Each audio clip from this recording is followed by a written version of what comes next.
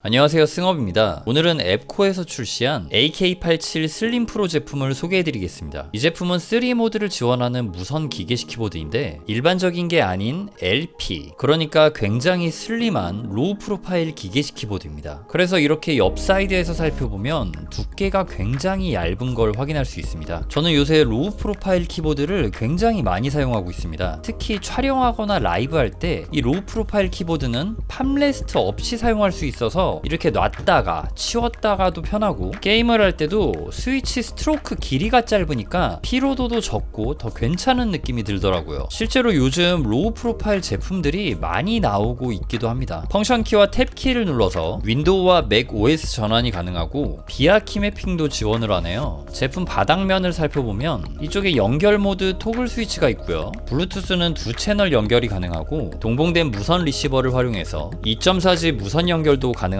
이 제품 디자인은 전체적으로 좀 깔끔한 느낌이네요. 특이하게 이 빨간 ESC 키만 요렇게 모서리가 깎여 있고요. 하우징은 이런 식으로 각이 져 있는 모습을 확인할 수 있었습니다. 이 제품은 두께가 굉장히 얇은 슬림 키보드인데 이렇게 흡음재가 꽉꽉 들어차 있습니다. 완전한 폼떡 키보드네요. 키캡은 PBT 재질의 이중 사출 샤인스루 구조로 제작이 되었고, 사이드에서 보면 이렇게 스템 체결부가 튀어나온 걸 확인할 수 있습니다. 보광판은 금속 철판에 이런 식으로 스위치 교체가 가능한 핫스왑 기능도 지원을 하고 있습니다. 자, 스테빌라이저 상태 한번 체크해 보도록 하겠습니다.